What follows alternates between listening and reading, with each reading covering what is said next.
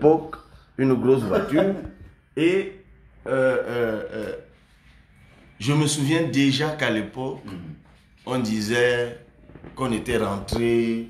J'avais tout entendu à l'époque. On disait que Kora FM était une chaîne qui avait été créée pour saboter Tombi Aroko et le professeur Joseph Oona. Voilà. Et que nous avions de gros financements. Et que Samuel Eto'o était derrière. Voilà, que Samuel Eto'o était derrière, que les voitures que nous avions, c'était Samuel Eto'o. On avait tout à Je pense que ça que nous étions même devenus des millionnaires. Oui, oui. Enfin, les gens nous appelaient, nous demandaient. En fait, je pense que c'est le jour où on va en Bancomo pour la conférence de presse de l'Innocent d'Excellence. On va avec la voiture, vous êtes là. Les gens, tout le monde est surpris de voir toute l'équipe de Kora FM avec la voiture très près des joueurs et du staff. Bon, c'est allé dans tous les sens. Oui, je me souviens de cette À l'époque, c'est Jean-Paul Akono qui était là, qui était encore en fonction dans cette équipe. Ah ben ça avait vraiment défrayé la chronique à l'époque. Vous savez, pendant qu'on y pense, quand je replonge dans tout ça, je fais le parallèle avec un certain nombre de choses que j'ai vécues dans un passé récent. J'ai envie de dire que bon, enfin, ce genre de choses, ça m'a toujours suivi. C'est-à-dire que il y a un certain nombre de choses qui me sont toujours arrivées à cause de mes prises de position publique. C'est-à-dire que j'ai toujours dégagé une certaine crédibilité, une certaine objectivité. Enfin, j'analyse tout ça avec du recul. Qui font que souvent ça a poussé certaines personnes à me faire confiance tout de go. Et c'était à peu près le cas avec Kora FM à l'époque, parce que M. Amougou, je ne le connaissais, mais absolument pas. Absolument pas. C'est-à-dire qu'il ait créé une radio à l'époque, qu'il nous l'ait confié, mais totalement, parce qu'on avait la liberté de constituer une équipe et même de fixer les salaires. Qu'il nous ait donné à l'époque toute une voiture avec chauffeur, c'était 2 voitures avec chauffeur. Les gens se disaient, mais. Et qui payait les frais de reportage. Et qui payait les frais de reportage. Qui payait même. Mais je crois il y avait le petit déjeuner. Il y avait le petit déjeuner. Et les invités. Et les invités avaient les frais de taxi. Tous ceux qui sont venus sur le plateau de à l'époque rentraient avec les frais de taxi. Je me souviens, le professeur Ounangui à l'époque, on finit une émission, sa première émission chez Michael. Et je l'invite, je l'appelle dans mon bureau et puis je lui donne les frais de taxi. Il a éclaté, mais d'un fou rire. Il a dit, mais c'est pas possible. Donc ça peut exister à Yaoundé également. Quand on nous paye les frais de taxi, je dis, mais écoute, prof, les choses, elles avancent. On est en 2014, il faut préciser. C'était avec beaucoup de plaisir, mais à l'époque, qu'est-ce qu'on n'a pas dit? Qu'est-ce qu'on n'a pas dit? Et de même, il faut dire comment j'ai quitté Kora FM également. Parce qu'à un moment, Kora FM a décollé très rapidement. Très rapidement. Il y a même eu des annonceurs qui sont venus très rapidement. Et puis à un moment, j'ai eu le sentiment que je n'avais plus les coulées franches. Et que le promoteur, M. Amougou, qui a fait signe tout à l'heure, et commençait à. Et ça arrive souvent aux promoteurs des médias. C'est-à-dire que. Il écoutait un peu. Lorsque le média a grandi et que les pressions commencent, moi j'avais eu le sentiment à l'époque qu'il commençait à céder à certaines pressions. Et qu'il y a des lignes qu'il ne fallait plus franchir, il y a des sujets qu'il ne fallait plus aborder, qu'il y a, écoute, très rapidement, je lui ai dit, voilà, ma mission à moi, je crois que je l'ai remplie.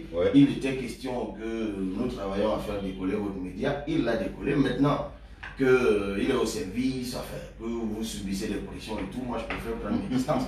Et c'est comme ça que je remets les voitures, les clés, et que je m'en vais un matin reprendre ma vie normalement.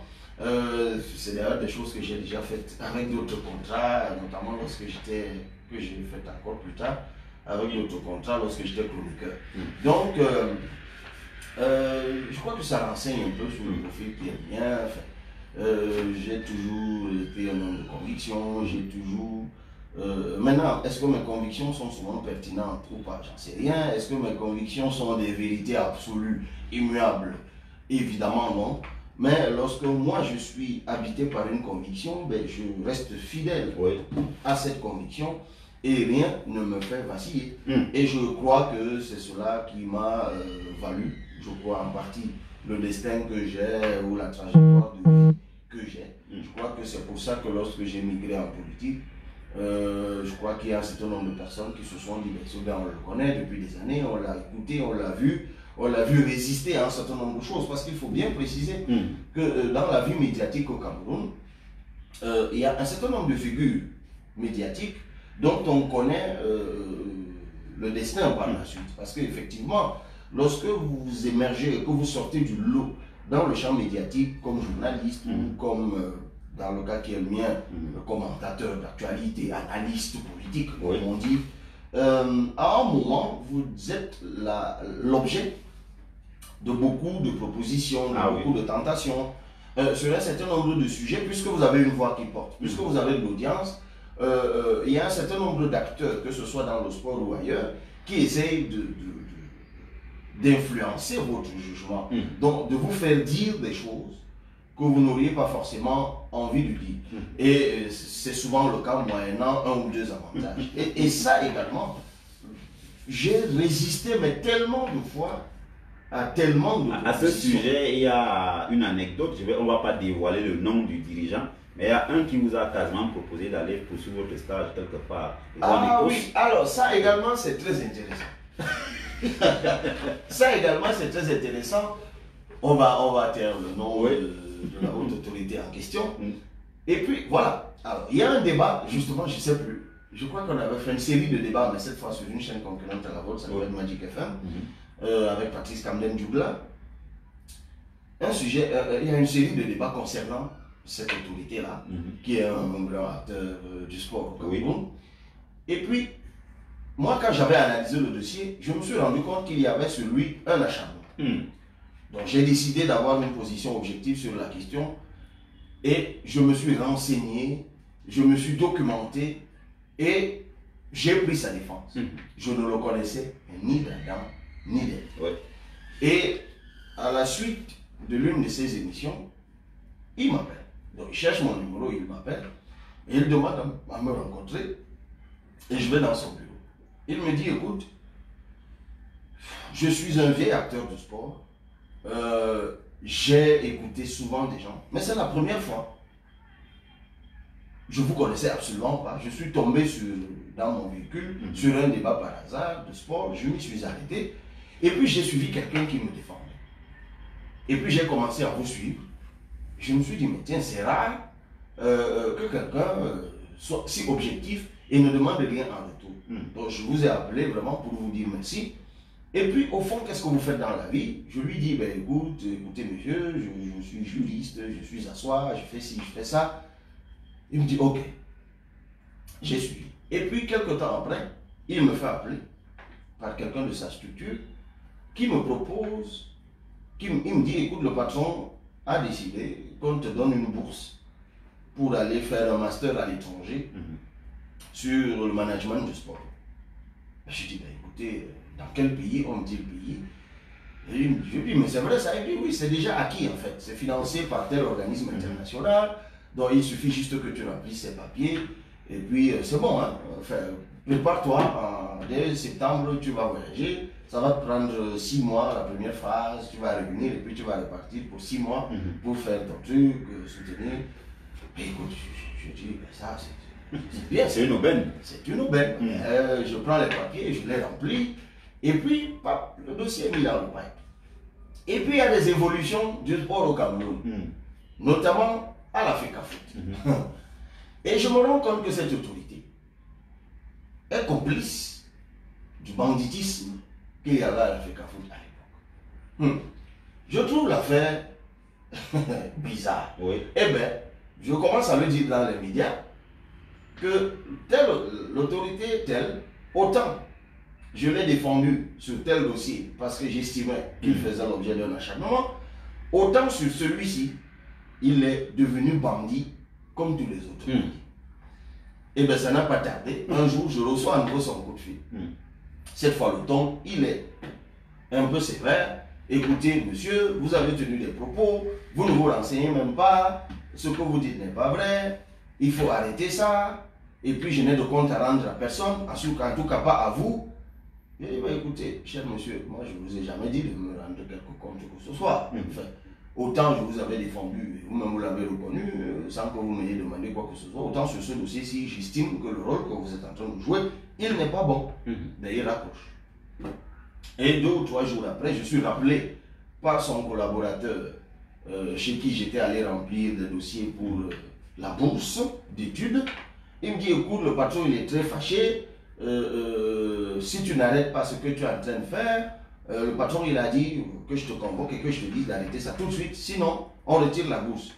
Je lui dis, écoutez monsieur, gagnons en temps. Comme ça, je ne reste même pas plus longtemps dans votre bureau. Appelez immédiatement votre patron. D'ailleurs, même si je m'arrêtais de parler, je ne voudrais même plus de votre bourse. Donc partez avec. Et c'est comme ça que je sors de son bureau. Il me dit, mais attends, toi, tu dois avoir un truc qui tourne par chez toi. Est-ce que tu sais le nombre de personnes qui sont demandeurs de cette bourse? Mais qu'est-ce que ça te coûte de fermer ta gueule, d'aller faire ta bourse? Je dis, mais foutez-moi le camp avec ça. Donc vous m'avez donné votre bourse pour corrompre mon esprit, mais foutez-moi le camp. Eh bien c'est comme ça. D'ailleurs, le collaborateur fait. C'est une longue histoire. Et je sors de là, et puis je m'en vais. Et puis je perds cette bourse. Et là encore, c'était presque un remake, hein, parce que je me rappelle en 2004, mais ça n'a rien à voir avec le sport, hein, lorsque je rentre dans les grèves estudiantiles, et que je suis le porte-parole de l'association qu'on avait créée à l'époque. On vous fait le représentant très très proche de Tif Mila à l'époque, qui est très virulent dans les médias. Il était le porte-parole des modernistes du RDPC à l'époque. Oui, et puis il a démissionné, il a créé son parti, le RDMC, et puis on a bloqué sa candidature en 2004. Et puis à l'époque, quand j'étais leader d'étudiants à l'époque, j'étais dans le bureau de l'association des étudiants de faculté de droit de l'université de Yaoundé 2. Et je crois à l'époque, le ministre, je peux donner son nom, le ministre de l'éducation à l'époque, c'était Maurice Twin. Oui. Et puis nous sommes appelés un jour, quelques leaders identifiés que nous avons été dans cette dynamique, et nous sommes appelés un jour au ministère par un de ses plus proches collaborateurs qui nous dit, écoutez, le ministre vous a écouté, voilà, toi on te donne une bourse, tu vas dans tel pays, toi on te donne une bourse, tu vas dans tel pays, comme ça vous arrêtez ces histoires, vous finissez vos études, vous reviendrez plus tard, vous ferez ce que vous voudrez. Et moi à l'époque je regarde le monsieur, je lui dis, écoute, donc il y a quand même des bourses ici. Je crois que la mienne qui m'avait été proposée c'était d'aller au Canada. J'ai dit non, il y a des bourses ici. Ah, ça tombe bien. Mais pour moi c'est un peu tard. Parce que ce qui me préoccupe maintenant, c'est de faire partie, celui qui vous a nommé et qui vous fait croire que vous pouvez donner des bourses pour corrompre des gens. Mais évidemment, j'ai d'autres camarades qui avaient accepté à l'époque et qui sont partis. Certains sont d'ailleurs devenus, on est restés tous ces bons amis, qui sont de grandes personnalités dans l'administration universitaire, dans l'enseignement maintenant au Cameroun. Donc, enfin, c'est vous qui avez ouvert le dossier. Non, il fallait que les éditeurs soient, et les internautes soient. Mais quand j'y pense, je m'arrête rarement pour penser à tout ça. Mais quand j'y pense, je me dis, peut-être que si j'avais accepté certaines choses, j'aurais une vie différente aujourd'hui. Oui, différente peut-être. Peut-être que je serais un grand de la République maintenant. Déjà, c'est clair qu'à l'université, j'aurais fini mes études depuis. Je serais certainement soit un grand à l'université, soit un grand dans la République. Vous savez qu'il y a un membre de ce comité de nomination à l'époque qui est très. Il connaît tout le monde. Quand il me voit, il m'appelait le Fandena. Il m'appelait le Fandena. Parce qu'il se rappelait toute cette époque. Alors, c'est le lieu de dire qu'à aucun moment, vraiment autant que je me souviens, M. Tchirindo, et c'est peut-être ce qui nous différencie, et c'est d'ailleurs ce qui vous vaut la notoriété que vous avez aujourd'hui dans le journalisme sportif. En fait, nous, on n'avait jamais de problème personnel. C'est ce que les gens n'arrivaient pas à intégrer. À aucun moment, il ne m'est arrivé de dire du mal de quelqu'un dans l'intention de porter atteinte à son image, à sa notoriété. Et c'est d'ailleurs pour ça que nos rapports avec la plupart de ces personnes étaient en dents de scie, c'est vrai, à 1000 matin et 1000 soir. Mais aujourd'hui, pour beaucoup d'entre eux, maintenant que moi je suis, c'est vrai que certains d'entre eux, je les ai croisés à nouveau en politique. Et que nous sommes adversaires politiques pour certains d'entre eux et d'autres camarades. Mais on a gardé des rapports humains très, j'ai envie de dire très positifs. Ces universitaires, il m'arrive d'en rencontrer certains. Le professeur Ouna, on s'est rencontré récemment d'ailleurs à la Cannes au stade. On a ressassé quelques-uns de ses souvenirs. Bon, Moi, je l'appelle mon père. Puis, C'est pas maître. commode, hein. Je l'appelle mon maître. C'était pas commode cette époque Chez avec nous, les juristes, les maîtres, on les respecte. Oui. Ben, j'ai pas manqué de lui dire, bon, écoutez, cher maître, j'espère que vous ne m'attirez pas les fiches manquants, comme Oh oui. Il dit, ben, on va faire des folies ailleurs. Je dis, non, cher maître, c'est pas des folies. Je suis sûr que j'avais raison à l'époque. Et que sur cette question, parce qu'à l'époque, vous vous souvenez quand on avait annulé les textes de l'Africa Foot, je leur disais, cher maître, c'est vous qui m'avez appris en première année la hiérarchie des normes. Et vous ne pouvez pas être à l'Africa Foot, vous fabriquez un infradroit. Et vous voulez me faire croire que cet infradroit peut faire échec à la loi, peut faire échec à la loi sur les activités sportives. Et j'étais arc-bouté sur cette position et je leur disais, vous pouvez toujours me traiter de tous les noms d'oiseaux au Cameroun, on peut toujours dire que moi je ne connais rien du droit et que je n'ai pas la capacité de critiquer mes maîtres, ce que je ne fais pas par ailleurs, mais je reste convaincu que lorsque cette affaire va arriver au TAS, où il y a d'autres juristes de votre acabit, où il y a aussi des professeurs d'université comme vous serez mis en route et c'est ce qui s'était passé. Et c'est ce qui s'était passé. En fait, je ne faisais pas montre en ce moment-là d'une érudition juridique particulière. Je ne faisais que m'attacher à des amusements juridiques que j'avais appris en première année. Je n'avais même pas le niveau de droit que j'ai aujourd'hui qui peut me donner la prétention de regarder dans les yeux un certain nombre de maîtres.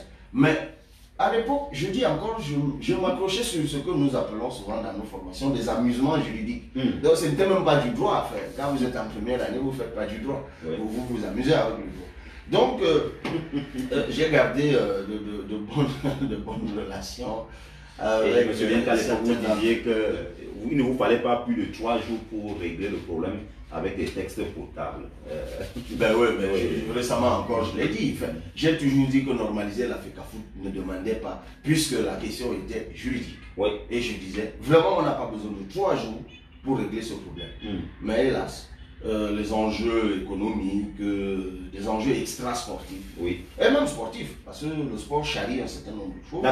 Malheureusement, engluait la lucidité des uns et des autres et incapacitait certaines personnes qui étaient pourtant en mesure intrinsèquement de régler tous ces problèmes. Voilà, c'était donc pour... Alors, on entre dans le vif du sujet, quasiment une décennie plus tard, Samuel Eto'o, qui à l'époque avait un peu les mêmes positions que vous, lorsqu'il était joué, il fustigeait un certain nombre de choses, il ne manquait pas de le faire savoir, même en pleine Coupe du Monde du côté du Brésil, 10 ans plus tard, quasiment, il est le patron de l'instance virtuelle du football camerounais. Quel est le regard que vous jetez sur ce qui se passe aujourd'hui par rapport à ce que vous avez dénoncé hier? Est-ce que ça a beaucoup changé en bien ou alors c'est plutôt allé de mal en pis? Sur les questions d'ordre sportif, je ne suis pas un acteur du foot, véritablement, en tout cas pas encore. Mais du peu que je peux voir, l'élection de Samuel Eto'o a été ponctuée d'une liesse populaire. D'une liesse populaire. Pourquoi une liesse populaire?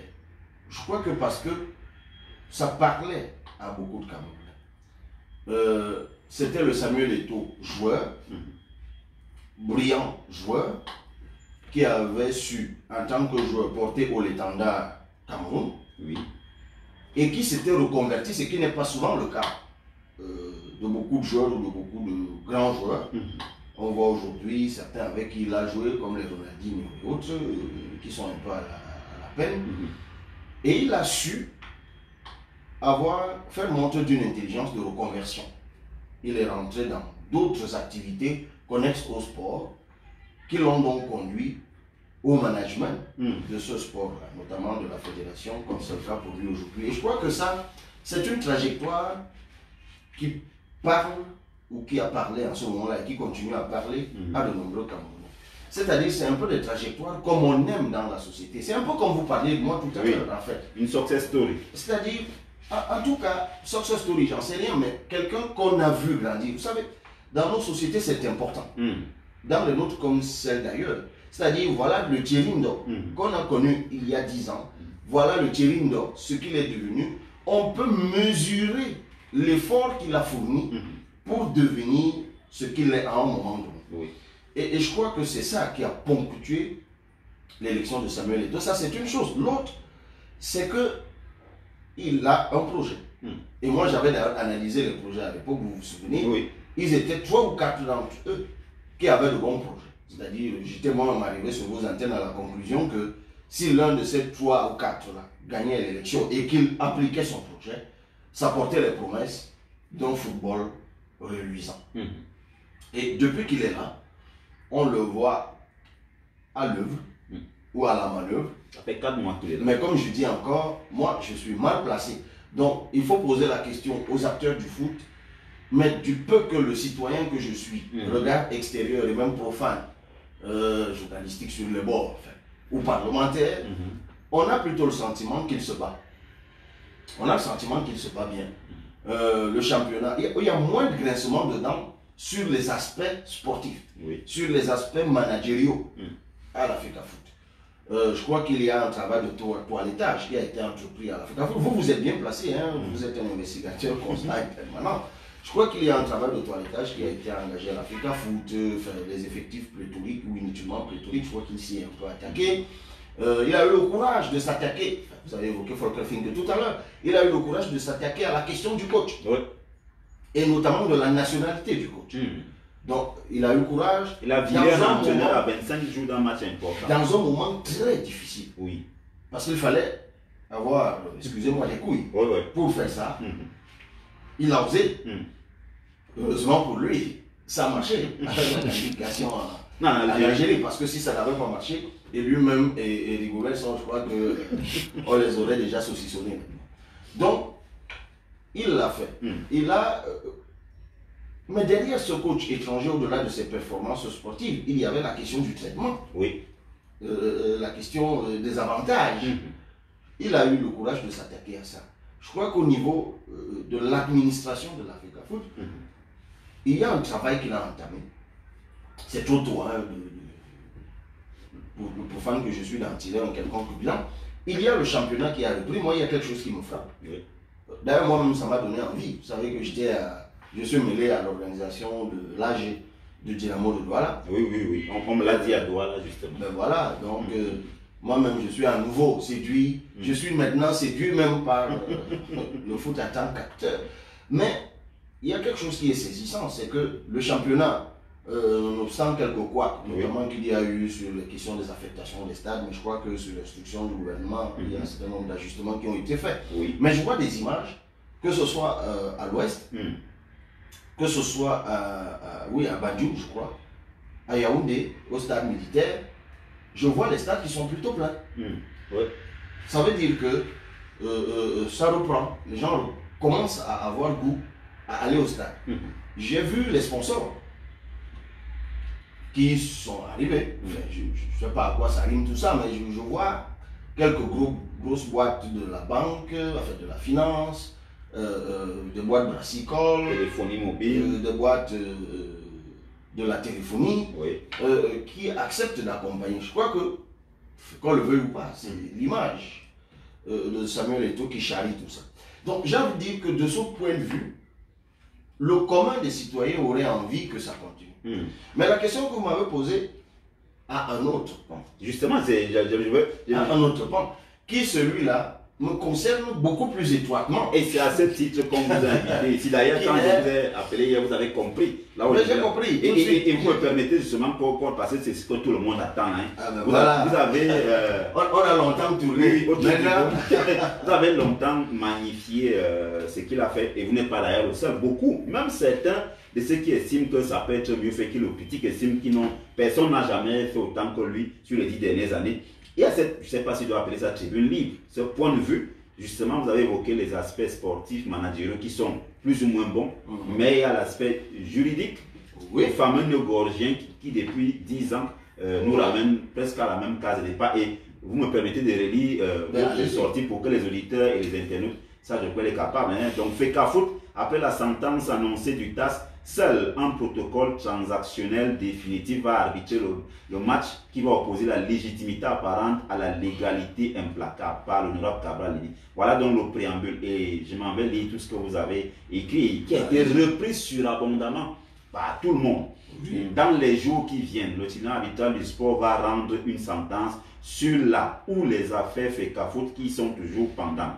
Cette sentence n'apportera rien de nouveau dans le fond, mais ses effets confirmatifs induits vont sceller juridiquement la nullité du processus électoral qui a donné naissance au comité exécutif élu le 11 décembre 2021.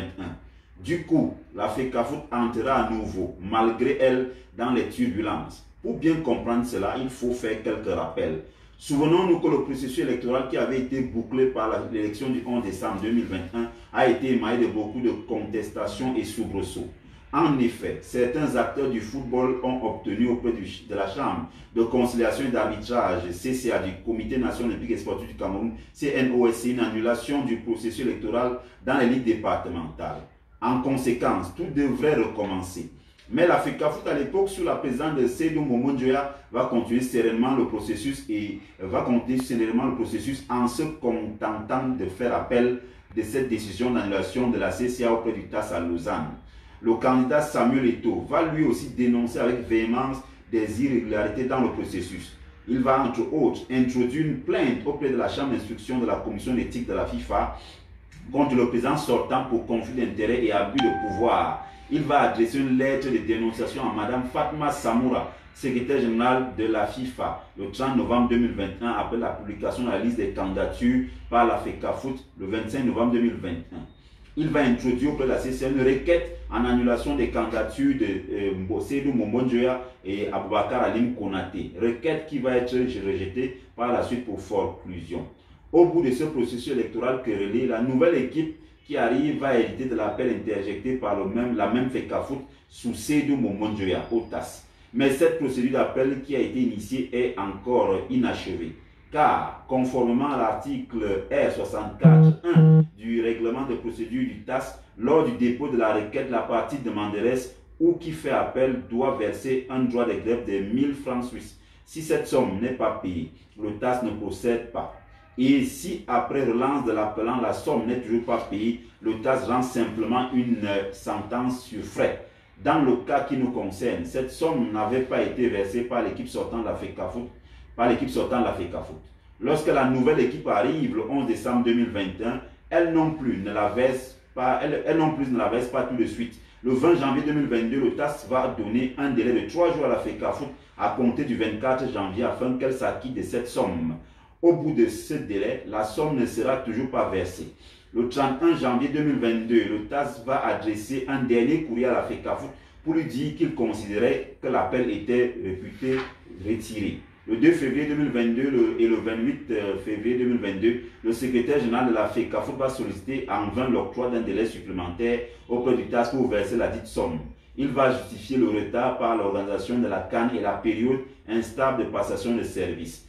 Il va notamment expliquer au TAS que la nouvelle équipe n'a eu connaissance du délai que le jour de son échéance, qui était le 4 janvier 2022. Mais les sollicitations du SG de la FECAFOOT sont restées lettres mortes. Du coup, le TAS va rendre bientôt une sentence sur frais pour dire que l'appel de la FECAFOOT contre l'annulation du processus électoral par la CCA a été retiré. La conséquence immédiate de cette sentence est que l'annulation demeure en vigueur et entraîne la nullité de tout le reste. Ce qui paraît inimaginable pour le grand public aura juridiquement du sens. La question est, qu'est-ce qu'il faut faire? Point d'interrogation. Il est indéniable que le football camerounais reprend des couleurs. Nonobstant quelquefois, le championnat a démarré et il séduit à nouveau les sponsors et les spectateurs. Nous avons à nouveau un coach camerounais. Nous allons en Coupe du Monde, bientôt en Coupe du Monde. Derrière, il y a la CAN, etc. Comment arbitrer le match qui va opposer la légitimité apparente à la légalité implacable? L'idéal pour nous est qu'il y ait enfin un accord transactionnel entre les acteurs en opposition avant que le ou les décisions de la CCA ne soient revêtues de l'autorité de la chose jugée qui lui ou leur procurait éventuellement un exéquatur. Les acteurs ont changé. Il est inutile que ceux qui ont à un moment combattu solidairement et courageusement pour offrir un visage rénové et attractif au football se mettent à nouveau à s'étriper juridiquement. Nous, les politiques de toutes les strates, nous pourrions œuvrer à la médiation autant que nous pouvons, sur le temps qu'au point où on en est, il n'y a plus de plaintes à retirer. Les dignitaires religieux pourraient eux aussi s'impliquer. Donnons vie aux valeurs olympiques. Certes, certains de ceux qui incarnent l'autorité de l'État ont pris la regrettable habitude de mépriser le droit. Sur ce coup-ci, ils pourraient encore le faire, mais les plus avisés d'entre nous savent que ça nous rattraperait tôt ou tard. Une opportunité historique de réconciliation se présente pour notre football. Saisissons-la au nom du vert ou jaune. Cabral dit, alors, honorable, on a relu sur abondamment lu cette tribune libre. Vous parlez de la légitimité apparente qui s'oppose à la légalité implacable. Pour faire simple, sur le plan littéral, qu'est-ce que vous avez voulu dire? Pour que les auditeurs qui sont ici au marché de Vogada, les internautes qui sont disséminés à table, essaient de comprendre en français facile, de manière littérale. Quel est le message et surtout la perception que vous avez voulu donner à ce contenu? Ok, je vais expliquer. Dans la vie, quand on dit que quelque chose est légitime, oui, c'est-à-dire si on vous doit votre... Prenons un exemple. Cette radio qui vous emploie vous doit 6 mois de salaire. Oui.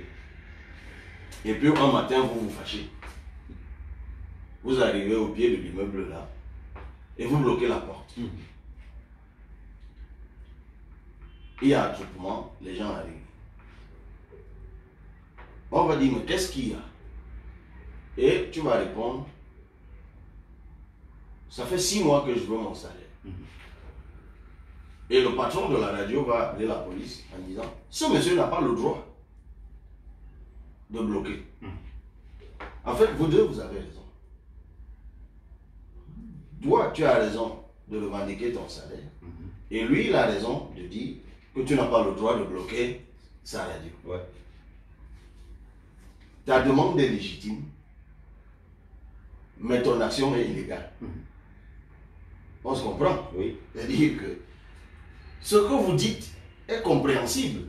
Ce que tu demandes est accepté de tous. Ce qui est légitime est accepté ou acceptable, est approuvé. Ce que tu demandes, ton salaire, c'est normal. C'est approuvé, c'est accepté, c'est acceptable, c'est recevable. Mais l'action que tu poses, elle, n'est pas conforme à la loi. Oui. Et c'est tout le débat qu'il y a généralement dans la société.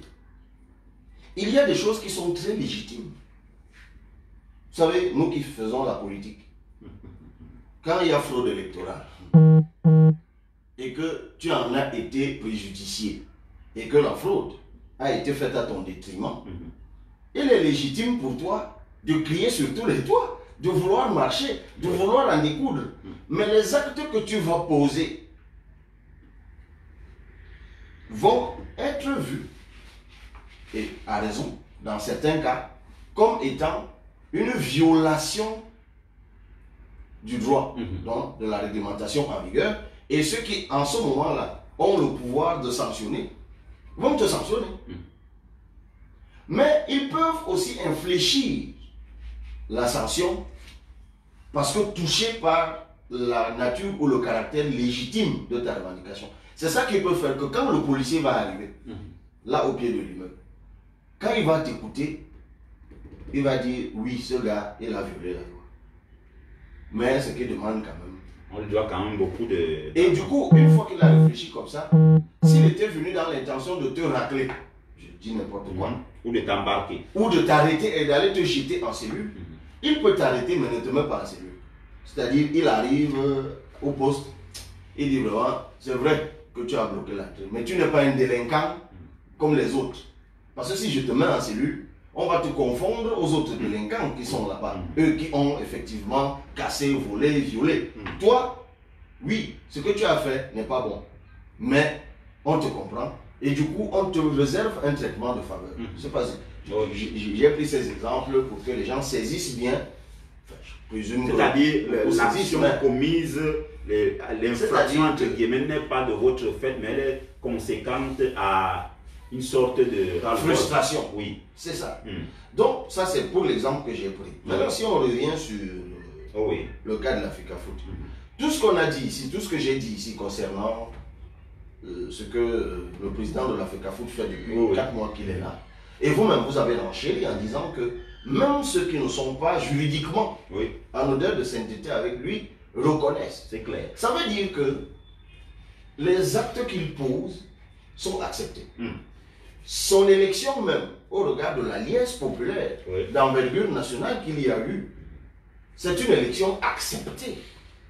C'est-à-dire que, contrairement à d'autres élections qu'il y a eu avant, beaucoup d'effervescence. Ne serait-ce que l'effervescence qui renseignait sur l'intérêt ou l'intéressement des masses sur la question électorale à la FECAFOOT, est telle que on peut penser qu'en tant qu'acteur du foot, c'est quelqu'un que le peuple camerounais, très attaché au football, aime bien. Et les actions qu'il est en train de mener depuis qu'ils sont là sont plutôt acceptées. C'est ça qui fonde la légitimité. C'est-à-dire que si on enlève le droit dans l'affaire et que vous faites un sondage dans la rue, il est possible qu'une majorité de personnes vous disent vraiment laissez ce gars tranquille. Mais c'est comme la police dont j'ai parlé tout à l'heure. Parce que c'est pas parce qu'on n'a pas payé votre salaire que vous avez le droit de bloquer la radio, parce que justement il y a une réglementation qui régit ce que tu dois faire dans ce cas. On va te dire de saisir par exemple l'administration du travail, on va te dire de porter plainte parce qu'il y a justice. C'est pour ça qu'on ne se rend pas justice. On se comprend. Et vous ne pouvez pas construire une société où il n'y a pas de règles de droit. Parce que souvent la légitimité, c'est bien. Mais on ne sait pas quand elle vire à l'illégitimité. Parce que nous sommes des êtres humains en noyance et divers. Aujourd'hui, nous posons des actes qui sont bien acceptés par tous. Demain, nous pourrions changer. C'est pour ça qu'il y a des règles. Et moi, je suis profondément attaché à la règle. C'est pour cela donc que je pose la question. Que entre la légitimité que nous voyons et le droit qui est implacable, il faut aujourd'hui un arbitrage. Avouons que c'est une situation que nous n'avons pas beaucoup eue, à laquelle nous n'avons pas eu à faire face ces 10 ou 15 dernières années, où on avait sur la question de la FECAFOOT légitimité contre l'égalité. La plupart du temps, on avait illégitimité et légalité. C'est-à-dire qu'on avait une élection contestée par tous, des élus insultés, peut-être pas par tous, enfin, j'exagère. Personne m'a élu. Difficile, vous pouvez me dire le contraire, vous qui êtes féru de ces questions. Mais je vous mets au défi de me démontrer que ces 10 dernières années au Cameroun, voire plus, quelqu'un qui a été élu à la FECAFOOT a fait l'objet d'autant d'enthousiasme, a été autant applaudi, et que les actions qu'il a menées ont été autant acceptées sur ce délai-là. Donc vous pouvez faire une comparaison et trouver les fondements de la légitimité que j'invoque. Mais parlons aussi des fondements donc de la légalité ou de l'illégalité que j'invoque. Et là, je suis obligé de le faire parce que... C'est ça que vous appelez l'égalité implacable. L'égalité implacable. Alors, qu'est-ce qui se passe? J'ai lu certaines personnes qui ont dit que j'ai dit que le TAS va annuler l'élection de la FECAFOOT. Pourtant, je dis l'exact contraire. Peut-être pas l'exact contraire, mais ce n'est pas ce que je dis. Ce que je dis, c'est que la fameuse sentence qui est attendue au TAS est en fait une sentence banale. La sentence qui est attendue du TAS est une sentence mais absolument banale. C'est-à-dire qu'elle ne va à rien apporter. La sentence qui va sortir bientôt, qu'ils appellent dans leur jargon sentence de frein, cette sentence ne va pas annuler les élections. Elle fera quoi? Parce qu'il n'y a pas au TAS actuellement une requête par rapport aux élections d'annulation de l'élection du 11 décembre. Si vous qui êtes dans le sport, parce que moi je peux alléguer à raison. Mais au TAS, il y a plutôt non, tombons d'accord. Non, c'est la vérité. Est-ce qu'au moment où nous parlons, il y a au TAS une affaire portant annulation des élections du 11 décembre 2021 qui ont donné naissance au comité exécutif à la tête duquel il y a Samuel Eto'o? Honorable, non, mais maintenant la question est celle de savoir quelle affaire il y a donc là-bas. Quelle affaire il y a là-bas et je vais donc répondre. Voilà, allez-y. sur l'affaire qu'il y a là-bas. Et c'est pour ça que je vous dis que la sentence en question est valable. J'explique. Pendant le processus électoral, parce que les gens ne voient que le 11 décembre. Pendant le processus électoral, avant le 11 décembre, qu'est-ce qu'il y a eu? Il y a eu des affaires. L'une d'entre elles, c'est celle de Mabouan Kessa. Oui. Acteur de foot, qui a saisi plusieurs fois la Chambre de conciliation et d'arbitrage. C'est peut-être le lieu encore de rappeler qu'au Cameroun, selon la loi, les litiges sportifs, c'est-à-dire les litiges qui engagent les pratiquants d'un sport ou les fédérations, ne sont pas de la compétence des tribunaux de droit commun que nous avons à la première instance. Même si à l'époque on a voulu nous embarquer dans cette histoire. C'est des gens dérangés. Le litige sportif au Cameroun commence au sein des fédérations. Oui. Parce que chaque fédération a des statuts. Et ces statuts ont prévu des mécanismes de contentieux, donc des instruments qui gèrent les contentieux en interne. Oui. Lorsque vous n'êtes pas satisfait en interne, et pour le cas de la FECAFOOT, c'est la chambre de recours. Oui. Et il faut absolument commencer par la chambre de recours. Lorsque vous n'êtes pas satisfait par la chambre de recours, vous pouvez donc aller à la juridiction supérieure, qui est donc une juridiction arbitrale, qui est la chambre de conciliation et d'arbitrage du Comité national olympique et sportif du Cameroun. Oui. Si vous allez là-bas et que vous n'êtes pas satisfait, au niveau du Cameroun, vous n'avez plus d'autre issue. La seule issue, ou les deux autres issues qui vous restent, c'est le tribunal arbitral du sport, parce que c'est ce que prévoient les textes de la FIFA et de la CAF. C'est le tribunal arbitral du sport qui est à Lausanne, en Suisse. Et si même là-bas vous n'êtes pas satisfait, il vous reste donc le tribunal fédéral suisse. Voilà les 4 niveaux de juridiction. On est d'accord? Oui. Avant donc l'élection du 11 décembre, il y a eu des affaires aux 2 premiers niveaux de juridiction de la FECAFOOT. D'abord au niveau de la chambre de recours, ceux qui n'ont pas été satisfaits sont donc allés au niveau du deuxième niveau de juridiction qui est la chambre de conciliation et d'arbitrage. L'une de ces affaires donc, il y en a eu plein. L'une de ces affaires, c'est l'affaire Mabouan Kessa, qui va demander à cette chambre et obtenir l'annulation de tout le processus qu'il y avait eu au niveau des ligues départementales. Parce que, sauf si je me trompe, c'est à partir de ces ligues départementales que l'on dégage l'Assemblée générale, qui va siéger le 11 décembre. Donc si cette ligue est nulle, si le processus qui a donné naissance à ces ligues est annulé, ça veut dire que tout ce que vous faites sur la base de ces ligues est nul. On est d'accord? Mabouan Kessa a donc obtenu l'annulation de ça. Mais le processus a continué. Après ces annulations, tout devait s'arrêter. Ça ne s'est pas arrêté. Mais le processus a continué. La vraie question qu'il faut poser est, pourquoi Mabouan Kessa lui-même a continué? Parce que je rappelle que par la suite, Mabouan Kessa va devenir l'allié de Samuel Eto'o. Parce que je crois que Mabouan Kessa a déposé sa candidature. Il a été candidat. Et que sa candidature a été validée. Oui. D'abord rejeté, puis validé parce qu'il a pu se justifier. Oui, au bout, validé. Et qu'une fois que sa candidature a été validée, il s'est allié à Samuel Eto'o. C'est pour ça que j'aime bien l'affaire Mabouan Kessa. Je répète, Mabouan Kessa obtient l'annulation du processus électoral au niveau départemental. Donc à ce niveau-là, le processus doit s'arrêter. Mais la FECAFOOT à l'époque, qui est sous la conduite de Seydou Momo Ndoya, décide de continuer. Elle attaque même Mabouan et le CNEC au niveau du TAS. J'arrive. Au lieu de s'arrêter, il continue. Mais qu'est-ce qu'il fait donc? C'est ce que vous venez de dire. Au lieu d'arrêter le processus, il conteste la FECAFOOT, conteste cette décision de la Chambre de conciliation et d'arbitrage, ce qui est absolument son droit, en disant que les textes sur lesquels cette Chambre s'était fondée pour rendre sa décision étaient obsolètes. Donc, lui, il ne voit même pas la nécessité de recommencer.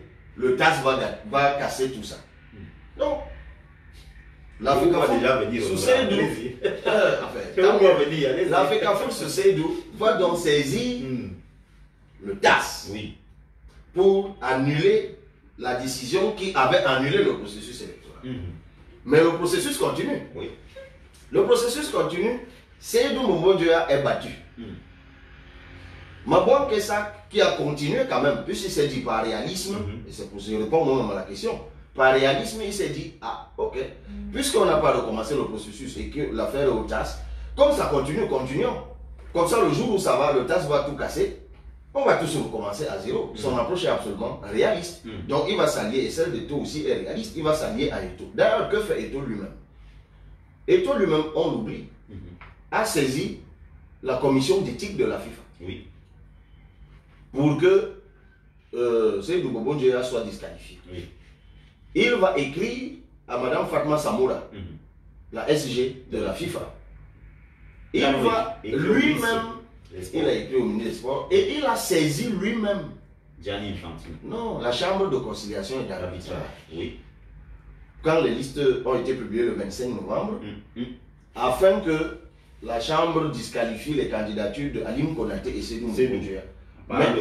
Mais sa requête va être jugée irrecevable. Oui. Donc il va continuer le processus avec Mabouan Kessak et il va gagner. Qu'est-ce qui se passe? Maintenant qu'il a gagné, c'est lui la FECAFOOT maintenant. Donc il hérite, Mabouan Kessak et lui, hérite de l'affaire qu'eux-mêmes ils ont déclenchée au début. Donc il hérite de l'appel qui a été fait par Seydou Bobo Ndjéa, parce que Seydou Bobo Ndjéa avait fait appel pour qu'on annule. Oui, on casse la décision de la CCA. Donc logiquement, on peut le penser, on devrait donc être en train d'attendre donc cette sentence qui doit donc soit annuler, confirmer l'annulation souhaitée par Mabouan ou alors rejeter l'annulation. Et c'est pour ça que beaucoup de gens croient que c'est cette sentence qu'on attend. Logiquement. Mais non, ce n'est plus ça qu'on attend. Justement, j'allais vous... Parce que quelque chose se passait au milieu. Non, moi je parle de cette sentence. Ah, d'accord. Et puis, s'il y a une autre, vous allez modifier. Oh, allez-y. Il y a autre chose qui se passe entre temps. C'est quoi? C'est que il fallait, quand la FECAFOOT a saisi le TAS, la FECAFOOT devait payer 1000 francs suisses. Parce que selon l'article R64 du règlement de procédure du tribunal arbitral du sport, il y a des avances de frais qui s'élèvent à 1000 francs suisses que vous devez payer quand vous interjetez appel. C'est le moment où on ne les avait pas payés. Quand Samuel Eto'o est élu, le TAS lui écrit en lui disant que comme c'est toi le nouveau président, il faut savoir que la FECAFOOT à la tête de laquelle tu te trouves a déposé une requête ici. Et il faut payer les 1000 francs suisses en question. Le TAS va écrire à la FECAFOOT. Le TAS va même, je crois, le 20 janvier 2022, relancer la FECAFOOT en lui disant que vous avez un dernier délai de 3 jours qui court à partir du 24 janvier. Et qu'au bout de ce délai de 3 jours qui va s'éteindre le 27 janvier, si vous n'avez pas payé les 1000 francs suisses, on considère que l'appel de la FECAFOOT qui a été déposé ici par Seydou Bobo Ndjéa est retiré. Parce que c'est ça la réglementation. Donc en ne payant pas les 1000 francs suisses, l'appel n'existe plus. Alors honorable, je voudrais justement vous dire, est-ce qu'il n'y a pas une sorte de confusion de procédure dans un... Parce qu'il y a également deux autres affaires. Il y a, on n'en parle pas encore beaucoup sur le plateau, il y a les membres de 2009 associés à ceux de la CIFA qui avaient attaqué les statuts adoptés le 13 juillet 2021, les statuts prétendument faux, adoptés le 13 juillet 2021, et le TAS a enrôlé la procédure le 9 novembre. Il y a cette affaire dont l'issue est également attendue, et vous savez en droit que l'accessoire suit le principal. L'addition annule, on confirme l'annulation des statuts tels que souhaité. L'élection va également être annulée. Il y a également la sentence du 10 juin 2021, la sentence rendue par la CCA au sujet de qui est qui pour être parlé comme au quartier en termes de membres de l'Assemblée générale. Vous savez que la CCA avait reconnu que c'est 2009. Et c'est le moment où j'avais également attaqué cette décision au TAS. Est-ce que ce n'est pas cette décision? Est-ce qu'il n'y a pas une sorte de confusion entre les affaires Mabouan et les affaires justement de 2009 et de Abdourahmane? Moi, je n'ai pas fait de confusion. Et c'est très bien que vous releviez cela. Et c'est pour ça que j'ai accepté de venir à votre émission ce matin. Je vous sais très mal expliquer sur le oui, mais l'affaire dont je parle, c'est celle que je suis en train d'expliquer. D'accord. Et dont l'annonce est proche. Oui. Parce que les autres affaires dont vous parlez ont été enrôlées, mais il n'y a pas de sentence annoncée. Parce que quand l'affaire est enrôlée, il faut que les parties aillent, il y a des audiences, qu'il y ait des audiences, que chaque partie fasse valoir ses prétentions, et c'est au bout de tout ça qu'on peut attendre une sentence. Donc, entendons-nous très bien. Quand je dis dans le papier que j'ai publié que dans les prochains jours il y aura une sentence, je ne peux pas parler des sentences des affaires qui sont juste enrôlées, mais dont les débats n'ont pas encore eu lieu. Est-ce qu'on est d'accord? Donc c'est clair que je ne peux pas avoir parlé de ces autres affaires, je ne sais pas pourquoi on entretient la confusion. L'affaire... Non, c'est pour que les auditeurs ne soient pas... Parce qu'il y a des auditeurs qui pensent que ce sont justement ces affaires... Mais non, l'affaire dont la sentence... En temps opportun, je parlerai des autres affaires. D'accord. L'affaire dont la sentence est attendue dans les prochains jours, c'est donc celle que je suis en train d'expliquer. Qui dit que, comme les 1000 francs suisses n'ont pas été payés, l'appel donc interjeté par la FECAFOOT sous Sékou Momondia, dont les frais n'ont toujours pas été versés par Eto, le TAS considère donc que cette affaire n'existe plus. Et c'est cette sentence qui m'a sorti. C'est pour ça que c'est elle que vous appelez une sentence banale. Banale, puisque le TAS va se contenter de dire tel jour j'ai été saisi ici par la FECAFOOT, je leur ai dit de payer les frais, ils ont refusé de payer les frais. Donc, ne me parlez plus de cette affaire, je ne suis plus dedans. Donc, personne n'ira au fond. Mais, que dit mon papier? Mon papier dit donc que cette sentence qui est banale, par nature, a des effets confirmatifs induits. Parce que n'oublions pas que cet appel interjeté par Sékou Momondia visait l'annulation d'un processus électoral. Donc à partir du moment où l'appel ne prospère pas, donc la sentence de la Chambre de conciliation et d'arbitrage qui a annulé la procédure, le processus électoral, n'étant donc pas attaqué, n'étant pas cassé, reste en vigueur. Donc une fois que cette sentence-là, du TAS banal, va sortir, l'autorité de la chose jugée. La conséquence immédiate, c'est que le processus, l'annulation du processus est confirmée. Est confirmée. Et en matière de sentence arbitrale, qu'est-ce qui se passe? Quand une sentence arbitrale est faite, il y a donc ce qu'on appelle l'exéquatur. L'exéquatur, c'est une... c'est encore il faut expliquer. C'est un mécanisme qui donne force d'une sentence arbitrale dans un pays donné. Et dans le cas spécifique du Cameroun, c'est le tribunal de première instance.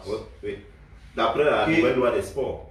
Qui donne cette... Article 97 alinéa 2, je crois. Voilà. Donc une fois que l'exéquatur va être apposé sur cette sentence de la Chambre de conciliation et d'arbitrage, la décision de l'annulation du processus électoral deviendra définitive. Qui peut se prévaloir de cette Mabouam ou bien d'autres acteurs du football? Ah, ça aussi, c'est une bonne question. Parce que sur le cas spécifique de l'affaire Mabouam, Mabouam étant la partie qui a attaqué le processus dans les est celui qui doit aller demander l'exéquatur. Mais maintenant, il faut bien rentrer dans les documents de la requête. Est-ce que Mabouam agissait seul ou agissait, comme c'est souvent le cas dans les affaires de foot, avec un groupe de personnes? Bon, on ne peut pas véritablement savoir. Mais il faut savoir. Mais encore que là, il faut bien vérifier la législation. Mais si jamais un exéquatur est obtenu, et c'est ce que j'ai dit dans mon papier, et encore que, à la vérité, même quand l'exéquatur, en fait, c'est juste pour forcer l'exécution. Oui, c'est une exécution forcée. C'est pour obtenir l'exécution forcée. Parce que logiquement, quand une sentence, elle est rendue, on s'y tient. D'ailleurs, la plupart du temps, même par le passé, quand la FIFA mettait les comités de normalisation après des sentences d'annulation du TAS, elle n'attendait pas les exéquaturs. Mais on aura bien quand même deux jurisprudences malheureuses. Par les exéquaturs, il y a la décision de la LFPC du 14 septembre 2020 qui a été exéquaturée, qui n'a jamais été respectée. Il y a également celle même du 15 janvier 2021 qui a annulé le processus électoral qui a été bafoué également. Mais vous comprenez que à ce niveau-là, moi je n'y suis pour rien. Bien évidemment. Je suis en train de vous parler, je suis en train de vous faire des analyses juridiques. Oui. Et je vous le dis encore, c'est pour ça que j'ai accepté de venir ce matin. Non. Parce que Il y a des gens qui apprécient votre... moi, mon combat dans le foot a toujours été le combat du droit. Mm. Et c'est de rappeler aux uns aux autres quelle est la situation juridique. Maintenant, ceux qui sont chargés de faire appliquer des sentences, de faire appliquer des lois, le font ou ne le font pas. Mm. Ça, c'est un autre débat. Et vous connaissez ma position là-dessus. Oui. J'ai toujours dit qu'un état de droit, c'est un état qui est soumis à son propre droit. Mm. Et lorsque vous êtes dans un état de droit et que vous n'appliquez pas les sentences et que vous n'appliquez pas le droit, vous êtes en train de créer les conditions de l'état de nature. Mm. C'est ma position, elle est constante. C'est pour ça que je suis de ceux qui pensent que lorsqu'une sentence est rendue, il faut l'appliquer. Et quand on bafoue les sentences, l'affaire de la FECAFOOT est très intéressante. Pendant longtemps, il y en a aujourd'hui qui disent qu'il faut bafouer la sentence. Qu'il faut bafouer les sentences. Oui. Hier, ils se plaignaient de ce qu'on bafouait les sentences. Vous savez, c'est ça qui est. C'est pour ça que j'ai toujours refusé de rentrer dans les petits arrangements du foot. Parce que, selon que les intérêts des uns et des autres sont d'un côté ou de l'autre, le droit existe ou pas. Malheureusement. Parce qu'aujourd'hui, j'entends des gens qui étaient très proches. Les pourfendeurs d'hier sont le Aujourd'hui, j'entends des gens, il y en a qui m'ont d'ailleurs attaqué, hein, parce que j'ai proposé la transaction. J'entends des gens qui étaient proches de... On vous a même dit que vous soutenez votre frère du village. Voilà. Malheureusement, quand on est dans ma situation, c'est ça qui est compliqué. C'est-à-dire que comme on est de la même ère sociologique, chaque fois que je vais dire une chose qui n'arrange pas les gens, ceux-là que ça n'arrange pas diront que je dis des choses pour soutenir mon frère. Écoutez, heureusement, il n'y a pas que eux qui écoutent, il y a d'autres personnes qui écoutent aussi et l'opinion en jugera dans son ensemble. Mais ce qui m'étonne, c'est qu'aujourd'hui, j'entends des gens qui étaient proches et de Tombi Aroko et de Seydou, qui sont en train de dire qu'il faut absolument appliquer les sentences. Je dis, ah mais tiens, c'est ce que je vous disais depuis. C'est que ces affaires-là, ça finit toujours comme ça. Vous savez, je vais vous raconter une anecdote. Allez-y. Qui n'a rien à voir. On va finir à 11h avec. Ah, ok. On a dit ça. Il y a quelque temps, j'étais en Tanzanie. J'ai été invité, le juriste que je suis a été invité par la chambre, la Cour africaine des droits de l'homme et des peuples. C'était une conférence internationale, je devais représenter le Cameroun. Et on réfléchissait sur les raisons pour lesquelles les gens refusent d'adhérer à cette cour qui est pourtant un instrument qui doit préserver les droits de l'homme. Et là-bas, quand j'ai pris la parole, ça a beaucoup marqué. Il y avait 50 pays, je ne sais plus. Il y avait des présidents de cour de cassation, des ministres de justice de plein de pays. Et quand j'ai pris la parole, j'ai dit, le droit, c'est comme le handicap. Ça a beaucoup fait rire les gens. Le droit, c'est comme le handicap. Quand vous n'êtes pas encore frappé de handicap, suite à un AVC ou un accident de circulation ou que sais-je encore, si vous n'avez pas encore eu dans votre proche entourage quelqu'un qui était valide et qui est devenu handicapé, vous ne comprendrez jamais ce que c'est que le handicap. Tant que vous voyez le handicapé passer en route, vous les voyez se plaindre, demander qu'on aménage des lois pour eux, demander ci, demander ça. Non. C'est le jour où ça vous frappe que vous comprenez. C'est comme quand il y a des débats de dialyse. À un moment, j'ai appris que quelqu'un qui a été un grand DG d'un grand hôpital a failli mourir parce qu'il n'y avait pas de kit de dialyse à l'hôpital général. J'ai dit, ah, mais tiens. Parce que pendant qu'il était en fonction et qu'il avait la possibilité de partir en jet privé se faire soigner là où il voulait, quand ça concernait les autres, ben, il s'en foutait. C'est exactement la même chose qui se produit aujourd'hui. N'accusez pas Cabral Libye. Non. Moi, je viens dans cette affaire parce que fort de ma position aujourd'hui, je me dis, je peux être utile, peut-être par une médiation, peut-être par une suggestion, pour que l'harmonie revienne. Et je finirai par ce que j'entends par transaction. Donc, le problème de fond, il est là. C'est que, qui est exéquatur ou pas, comme je disais tout à l'heure, c'est que l'exéquatur éventuellement viendrait donner légitimité à une exécution forcée. Mais même si on n'arrive pas à l'exécution et qu'on n'arrive pas à l'exécution forcée, il demeurera que du point de vue juridique, le comité exécutif qui a été élu le 11 décembre est considéré comme nul et de nul effet.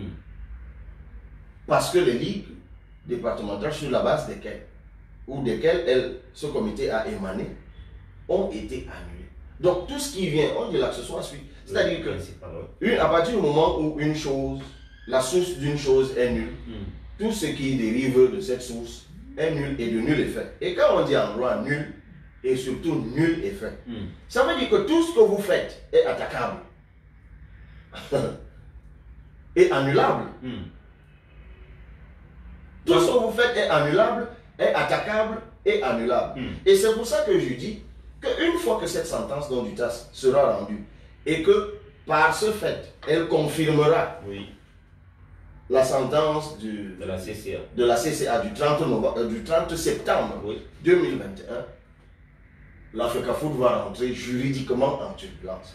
Ça ne va donc pas enlever la légitimité dont je parlais tout à l'heure. Mais souvenez-vous toujours de l'affaire de Thierry Ndor qui manifeste au pied de son immeuble. La légitimité, c'est bien, mais elle finit tôt ou tard par se fracasser le nez sur la légalité. Parce que le vrai fondement de la légitimité, c'est encore, malheureusement ou heureusement, le droit. Donc, une fois que cela va être fait, on peut toujours continuer. Surtout que nous sommes aujourd'hui tous séduits par le travail qui est fait. Donc, nous serons portés à continuer. On va se prévaloir de cette sentence qui, en même temps, sera banale mais lourde de conséquences. Qui pourra se prévaloir de cette sentence? Les acteurs du foot. Puisque au moment où Maman Kessaka a eu bonne cause, rien n'a bougé. On n'a pas, ni Céline Momonjoya, ni les autorités compétentes au Cameroun, ni la tutelle, c'est-à-dire le ministère des Sports, ni la CAF, personne n'a levé le petit doigt. Si le TAS confirme ce que la CC avait déjà fait au mois de septembre. Non, le TAS ne va pas confirmer. Je continue à vous dire que la sentence du TAS n'est ni confirmative ni infirmative. Elle est constatative. Voilà. Elle vous dit que j'ai reçu ici un appel. L'appel là a été retiré. Continuez votre route. C'est aussi simple. Voilà. Et si on vous suit, donc si le TAS fait ce constat qu'il n'y a pas eu de suite, qui peut se prévaloir? Les acteurs du football ou les ayants droit, c'est-à-dire les membres de l'Africa Foot. Mais c'est les acteurs du foot. À partir du moment où il y a une nullité qui existe, tous les acteurs du foot qui le veulent, dès qu'ils en ont qualité, peut-être c'est pas président de club, je sais pourquoi, peuvent attaquer tout acte. Alors, honorable. Et c'est des choses qui viendront, et c'est ce que je dis dans mon document, c'est ce que j'appelle dans turbulence. Et je dis, est-ce qu'on est obligé, si on est tous d'accord, maintenant on n'est peut-être pas tous d'accord, si on est d'accord en majorité que le travail qui a été engagé, et c'est là qu'on va me soupçonner de tribalisme, si on est d'accord que le travail qui a été engagé est bon, n'y a-t-il pas lieu plutôt de trouver un arrangement? Et en cela, il y a un détail qui est important. Lequel? C'est la tentative d'arrangement qu'il y a déjà eu. On va en revenir tout à l'heure. Ah, ok. On va en reparler. Parce que c'est très important. Parce que vous parlez de transactions. On vous reproche également de proposer cette solution maintenant, alors qu'hier, vous avez fait le dos rond, lorsqu'on était quasiment dans la même situation, parlant de Tombi Aroko de Sédou Momonjoa. Oui. Alors, on vous soupçonne d'avoir été un complice muet. J'explique. Non, je n'étais pas muet. J'ai toujours été du côté du droit et de l'application du droit. Pourquoi réclamer le troc, si je peux... Mais, M. Tchérindo, qui a publié ce texte dont nous parlons? C'est vous. Qui a remis au bout du jour, il y a 2 jours, ce débat? C'est vous. Qui est en train de parler ce matin, en train d'éclairer sur ce qui va arriver? Qui est en train de dire que une fois que cette sentence va sortir, l'équipe qui est à Tinga sera frappée de nullité? C'est pas moi. C'est vous. Mais il y a 2 façons d'être constant. C'est moi. Au point même que je suis même, tel que j'ai vu les réactions, je suis même en train d'édifier certaines personnes qui, elles, étaient convaincues que la sentence qui vient, c'est une sentence qui va annuler le processus du 11 décembre. J'ai parlé de confusion parce qu'il y a justement qui sont dans ce sens-là. Qu'est-ce qu'on met dans la transaction là? Mais j'en viens. Allez-y. Je réponds à votre question. C'est-à-dire, on dit, voilà, comme c'est Ito, maintenant, tu demandes des transactions. Tu n'as jamais demandé de transactions. Et c'est ça qui est revenu en C'est boucle. Tommy, tu n'as jamais demandé de Sur Seydou. transaction sur Seydou. Je demande la transaction pour une seule raison. Il y a eu un élément nouveau sur le processus électoral de 2021-2022. Oui. C'est le comportement des acteurs. C'est le comportement des acteurs. Et le principal acteur que je cite ici, parce que les gens peuvent dire ce qu'ils veulent. Pour moi, l'acteur du sport qui a le plus combattu ces 10 dernières années pour le droit, pour la droiture, pour le redressement du sport, c'est Abdourahmane Amadou. Vous savez, moi je veux bien écouter les autres, j'en ai vu qui m'ont insulté, qui ont tenu des propos désobligeants à mon endroit. Mais je vous assure, vous pouvez entrer, hein, monsieur Ebe. Ah, tiens, je suis en direct. Il peut entrer, il peut entrer.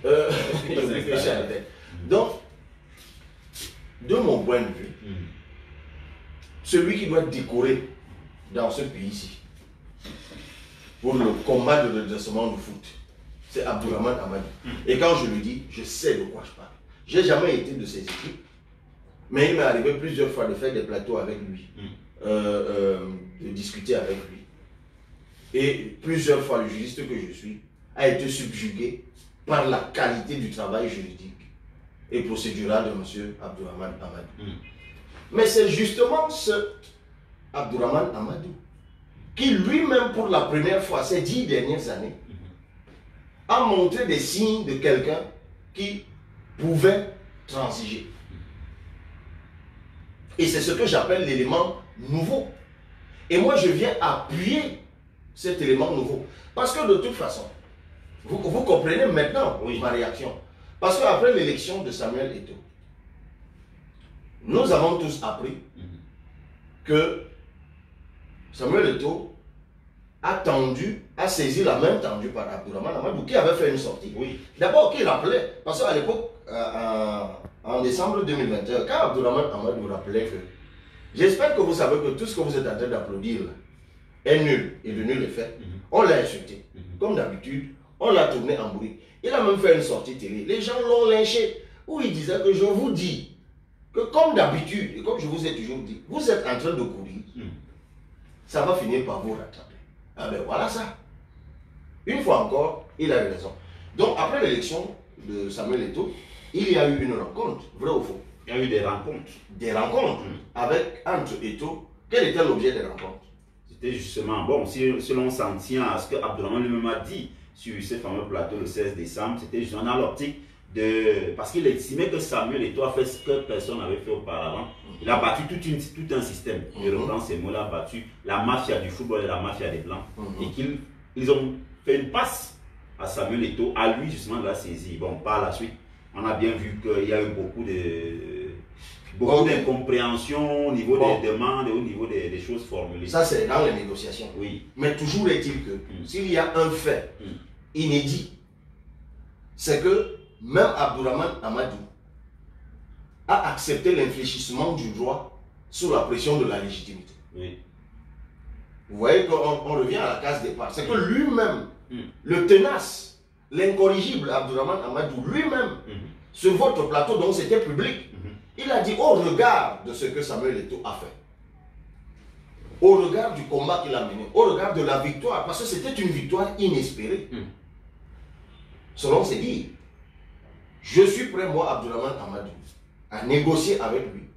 On abandonne les bagages juridiques et on trouve un terrain d'entente. Ce temps,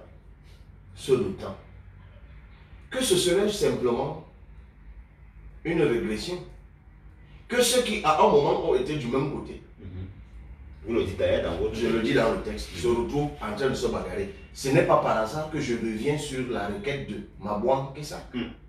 Parce qu'en fait, l'inconfort juridique dans lequel ils vont se retrouver, en tout cas pour la sentence annoncée, a été déclenché par Mabouan Kessa, qui plus tard va rallier Samuel Eto'o. Je ne sais pas comment ils se parlent maintenant quand ils se regardent. Ils se disent, mais tiens, on a créé un truc qui est en train de nous déranger. Mais honorable. De toute façon, revenons à la transaction. C'est pour dire que, pour moi, le fait nouveau, c'est celui-là. À partir du moment où Abdourahmane Amadou lui-même est disposé ou a été disposé à un moment à discuter avec Samuel Eto'o, prenons ça comme un acquis. Oui. Et c'est ce que je dis. Prenons ça comme un acquis. La vraie question qu'il faut se poser aujourd'hui est pourquoi la négociation n'a pas abouti? J'allais vous poser la question sous une autre forme. Est-ce qu'il ne se fait pas tard pour parvenir à ce que vous êtes en train d'évoquer? 4 mois après, est-ce qu'il ne se fait pas tard? J'avoue que votre question, elle est absolument pertinente. C'est-à-dire que pendant que l'appel était encore pendant au niveau du TAS, oui. Si la négociation avait abouti à ce moment-là, ça aurait été beaucoup plus facile. Parce qu'ils seraient tous allés devant l'arbitre au TAS et auraient donc fait là-bas, effectivement, un arrangement à l'issue duquel un retrait de procédure. Un retrait de procédure, la FECAFOOT retirait. Oui. Mais oui, la FECAFOOT allait retirer son appel. Oui. Mais sachez que même le retrait de l'appel aurait eu le même effet que ce qui va arriver dans 2 jours. C'est que le retrait de l'appel aurait donc confirmé la sentence de la Chambre de conciliation et d'arbitrage. Donc, il est clair que quel que soit... Mais au niveau du TAS, je crois que la réglementation du TAS le permet. Le règlement de procédure du TAS permet effectivement des arrangements de cette nature. Il y en a eu déjà en 2013, avant la nomination au RONA, il y a eu justement des retraits. Il y a même eu des retraits contre la CAF avec Abdourahmane qui avait retiré 2 fois les procédures contre la CAF au TAS. Voilà. Voilà. Donc moi je reste convaincu qu'ils auraient pu s'entendre. Oui. Même dans quelque chose de symbolique. C'est-à-dire qu'ils auraient pu s'entendre devant le TAS. Comme ok, on retire la plainte. On s'est entendu, l'affaire n'avance plus. Ils reviennent au Cameroun.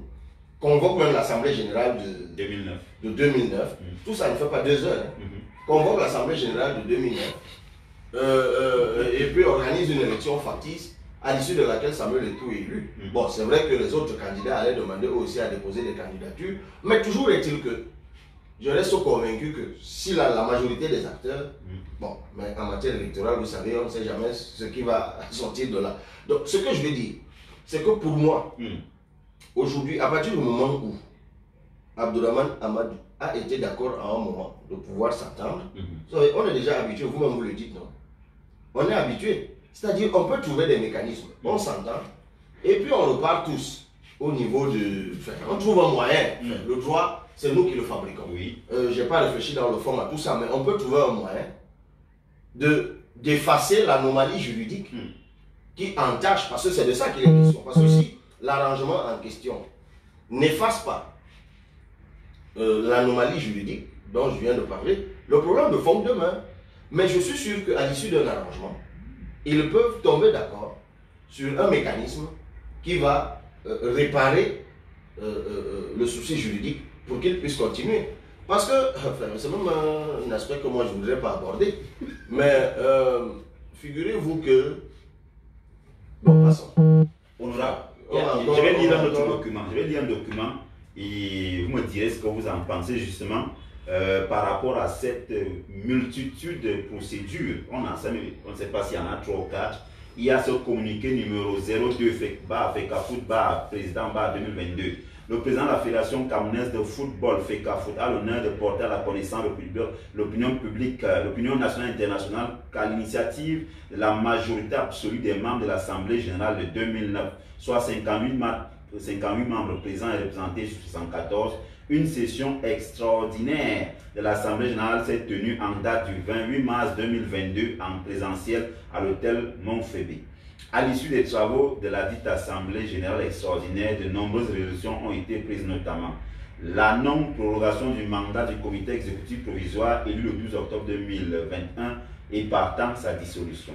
La confirmation des sieurs Boudiko Yukeka Pierre et Mbida Blaise Faustin comme mandataires et porte-parole des membres de l'Assemblée générale de 2009. Le retrait des mandats confiés à Maître Lebel et Lomomanga et Wamba Makolo Georges Gira, avocat au barreau du Cameroun. Le retrait de l'entier des procédures au TAS. La reconnaissance de l'élection de M. Samuel Eto'o fils à la tête de l'instance fêtière et la décision de l'accompagner dans sa politique des réformes, dans sa politique de réforme du football camerounais. Il loue de ce point de vue le sens patriotique de la majorité des membres de l'Assemblée générale 2009, mais déplore cependant des agissements belliqueux de certains acteurs tapis dans l'ombre dont les optiques inavouées sont de maintenir le football camerounais dans les querelles interminables. Il invite donc l'opinion nationale et internationale à plus de vigilance afin qu'elle ne prête pas l'oreille à ces conjectures complotistes qui visent à paralyser le football camerounais. C'est fait hier, le 13 avril 2022, et c'est signé Samuel Eto'o. Honorable Cabral Libye, est-ce qu'avec ce courrier, on est vraiment dans la sortie, la perspective que vous avez envisagée? On sait que l'Assemblée générale de 2009 désormais est divisée sur le sujet Eto'o. Ça, c'est depuis, il y a eu une réunion le 24 février au Mont-Fébé. C'était 44 qui étaient là sur 74. Il y a eu cet AG, c'était à la veille du match Cameroun-Algérie. Eto'o était en Algérie pendant que 2009 se réunissait. Et Eto'o prend acte justement des décisions de 2009. Est-ce que ce document n'est pas de nature justement à pérenniser un peu ces conflits latents? Est-ce que vous avez le sentiment qu'avec ce communiqué, qui ma foi a été rédigé dans l'optique justement de prendre fait et cause de ce que l'AG, qui est l'organe souverain, a décidé, est-ce que ce communiqué de Samuel Eto'o ne peut pas davantage radicaliser la situation? Je sais que l'AG de 2009, c'est cet AG que tout le monde refuse depuis des années. Et je me suis d'ailleurs toujours demandé pourquoi. C'est le verbe refuser qui... En revenant à cet âge de 2009, depuis, oui, on aurait réglé plein de problèmes depuis. Et je crois que cet âge de 2009 a été reconnu, oui, par la Chambre de conciliation. Même par le TAS a seulement rejeté les membres du COMEX en estimant qu'ils avaient mis longtemps au quartier, donc ils n'étaient pas face. Donc, là où on est là, c'est cet AG qui est reconnu, et que ceux qui ont été là avant Samuel Eto'o, je crois, l'équipe CESU, avait refusé de reconnaître. Et même avant eux, la normalisation. Je crois que ça a toujours été ça. Donc, maintenant, je crois qu'une fois, ce que j'ai pu entendre, et ça ressort un peu dans ce que vous disiez, c'est que lorsque la nouvelle équipe du 11 décembre 2021 est arrivée, ils ont engagé des négociations avec cet AG de 2009 pour trouver enfin un terrain d'entente. Bon, maintenant, ce que vous lisez dit que la majorité 58 sur 74 de cet AG, je crois qu'il fonctionne toujours sur un quorum, non? Je crois. Oui, les 2 tiers. Les 2 tiers. Donc, est-ce que les 2 tiers sont atteints? Largement, si on fait les calculs. Alors, si les 2 tiers, je parle encore là, à m'appuyant sur votre maîtrise des textes de l'Africa Foot. Alors, si les 2 tiers de cet AG de 2009 se sont prononcés, est-ce qu'on peut encore penser qu'il y a un problème avec l'AG de 2009? En principe, non. Et la question est celle de savoir, est-ce que les décisions prises par 2009 sont légitimes et légales par rapport au mandat de Samuel Eto'o? Alors, tout ce qu'ils ont décidé de faire ou d'abandonner, ils ont cité un certain nombre de choses. Est-ce que ceci, sur le plan juridique, conforte Samuel Eto'o? Oui, sur les affaires engagées par l'AG de 2009, effectivement. Mais j'ai envie de dire, c'est presque logique. Parce qu'eux non plus n'ont pas attaqué l'élection. L'AG de 2009, enfin, ils n'ont pas attaqué l'élection du 11 décembre. Eux, ils ont leur vieux problème qui précède l'élection du 11 décembre. Donc, ils ont attaqué les textes, attaqué les statuts, et ils ont eu gain de cause. Donc, de toute façon, si on avait suivi, à partir d'eux, tout le reste même ne les intéresse pas, parce que tout ce qui se fait là, c'est de la nullité absolue. Bon, maintenant, eux-mêmes reviennent à la charge et disent, ok, nos affaires qu'il y avait au TAS, parce que vous avez dit qu'il y a 2 affaires au TAS. Et je crois que ces 2 affaires, c'est toujours eux. C'est eux, mais avec d'autres membres qui ne sont pas membres de l'Assemblée générale 2009. Et c'est peut-être ça la complexité du dossier. C'est-à-dire, est-ce que, parce qu'on n'est pas membre de 2009, et qu'on est au TAS qu'on l'a fait, est-ce que l'AG est une personne morale qui saisit le TAS? Voilà, c'est la question. Non. L'AG de 2009 n'est pas une personne morale qui saisit le TAS. Ce sont les acteurs. Oui, les clubs pour la plupart. Les clubs qui se mettent ensemble pour saisir. Donc qu'ils soient 2 ou 3, ce qu'eux ils ont engagé au niveau du TAS continue. Maintenant, les débats vont être intéressants parce que les défenseurs de l'Africafoot vont probablement faire valoir le fait que ceux qui sont allés au TAS ont reçu mandat de cet âge de 2009 pour aller au TAS. Maintenant, il y aura un débat sur la juridicité de ce mandat. C'est-à-dire que, est-ce que ce mandat qui fonde la saisine, et que si ce mandat est retiré, l'affaire ne peut plus continuer. C'est la question. Parce que quand on dit, par exemple, quand là j'ai dit, nous retirons par exemple l'affaire à Maître Thierry. Ok. Mais en réalité, le contrat de travail de l'avocat, le contrat de prestation, lie l'avocat à l'âge de 2009 ou à des clubs. Honorable, pour faire simple, on sait que l'affaire était libérée AS Olympique de Meganga et consort contre Fecafoot, et c'est cette affaire qui a fait mouche le 15 janvier 2021. Or, parmi les membres de 2009 qui sont 74, parmi les combien même pas AS Olympique de Meganga, qui est quand même qui est au TAS, comme d'autres, comme Genesta, comme. Mais qui a amené l'affaire au TAS? Voilà, c'est Meganga. C'est Meganga, non? C'est pour ça que je vous dis que ne faisons pas d'amalgame inutile. C'est-à-dire que la majorité des membres de l'AG qui disent que nous on ne dérange plus, nous on ne va plus derrière les problèmes, c'est bon. C'est déjà quelque chose d'arrangé pour l'avenir. Donc on considère qu'on n'aura plus de problème. Ça peut faire foi devant le TAS. Mais les affaires qu'il y a au TAS, et même celles qui ont été à la Chambre de conciliation et d'arbitrage, ne sont pas des affaires âgées de 2009 contre Fecafoot. C'est clair. Bon, ne faisons donc pas d'amalgame. C'est-à-dire qu'il faut maintenant, si ceux qui ont porté les affaires au TAS font partie de la majorité qui a renoncé au problème, tant mieux. Mais s'ils n'en font pas partie, il y a une bonne partie quand même.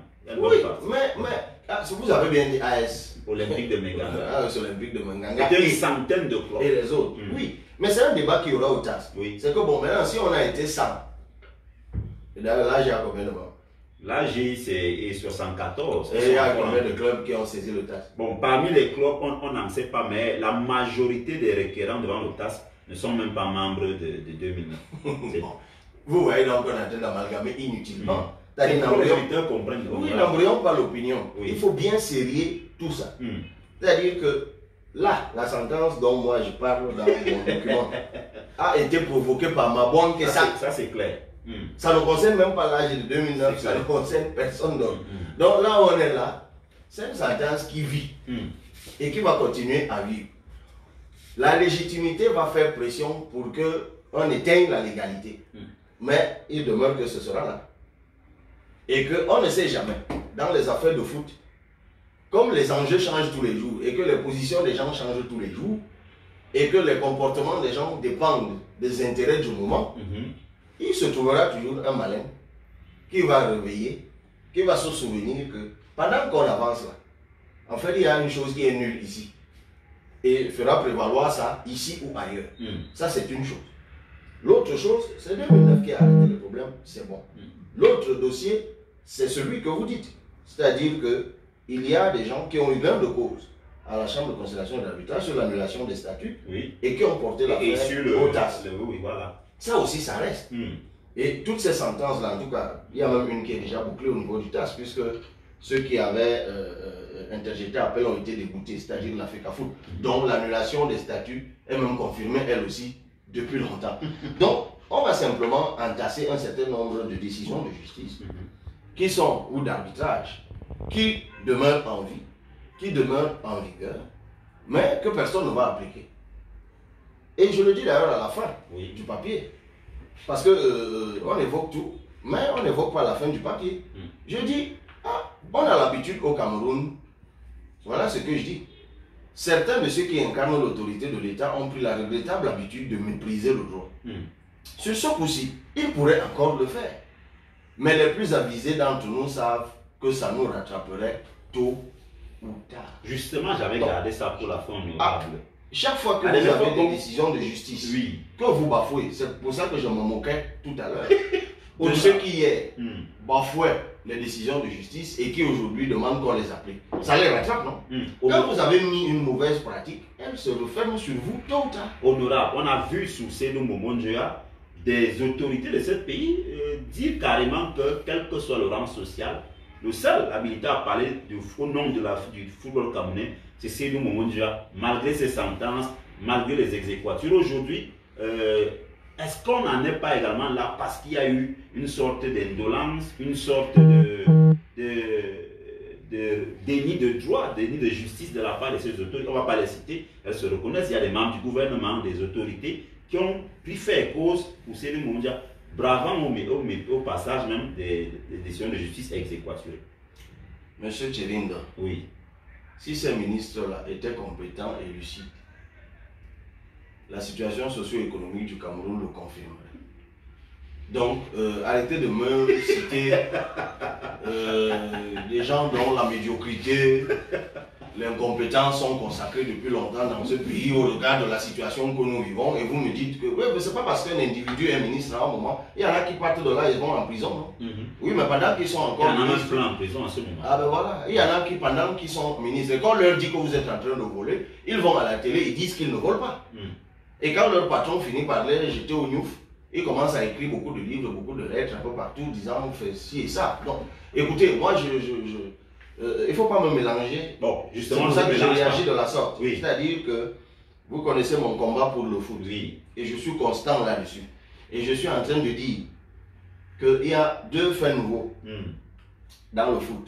Le premier fait nouveau, c'est qu'on a des acteurs qui donnent l'impression qu'ils travaillent pour le redressement du football. Le deuxième fait nouveau, et ça on ne l'avait pas eu depuis au moins 10 ans. Même si quelqu'un m'a retorqué quelque part que ces acteurs qu'on a toujours insultés, ils ont gagné des cannes.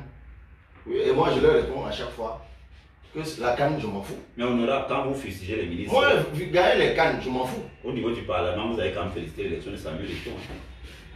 Lors de la dernière session.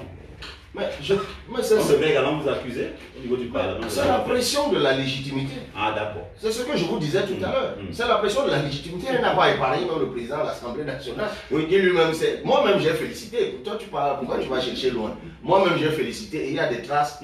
Et qu'est-ce que je félicitais? C'était la combativité. Oui. Et je crois que c'est ça qui a rallié bon nombre de Camerounais. Certains honnêtement comme moi, d'autres hypocritement comme ceux qui sont à l'Assemblée ou ailleurs, qui de toute façon redoutent davantage cette compétitivité qu'autre chose. Parce que si le système qui a été battu, encore que Samuel Eto'o en sortait lui-même, qui a été battu, c'est le système auquel eux tous appartiennent. Je rappelle que les ministres ont clairement pris position, non pas pour le droit pendant ce processus électoral, mais pour un candidat ou un autre.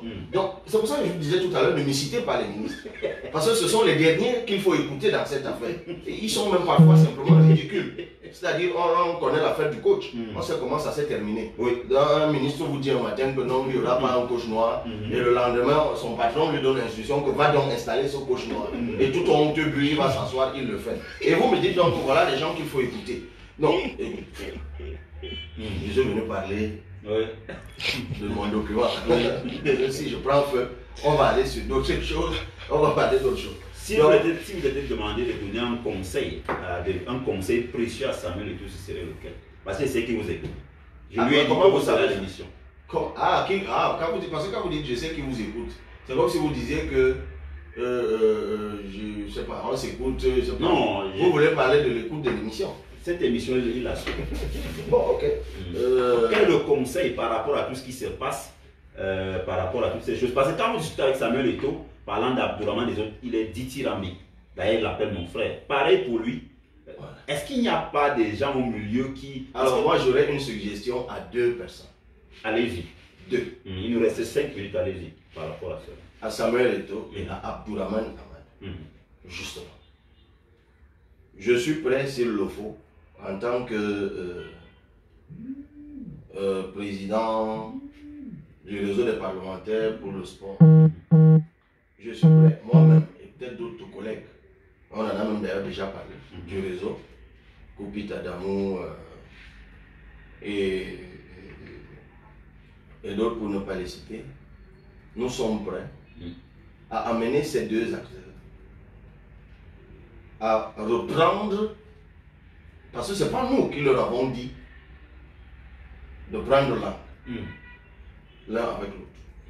Donc nous sommes disposés, autant que nous le pourrions, et c'est pour ça que dans le document nous disons que les politiques, les religieux, tous les gens dignes de confiance ou de foi ou d'intérêt dans la société puissent se mobiliser pour amener ces deux acteurs à reprendre langue. Et moi je suis disposé à le faire, je le dis publiquement, à reprendre langue, parce que je reste convaincu que s'ils arrivent, Samuel Eto'o et Abdourahmane Amadou, à se reparler et à trouver un point d'accord, même comme vous dites, et il a raison, qui se fait même déjà un peu tard. C'est une question que je pose. Mais de toute façon, il se fait tard depuis. Comme je vous l'ai dit, si ces deux-là s'entendent, c'est sûr que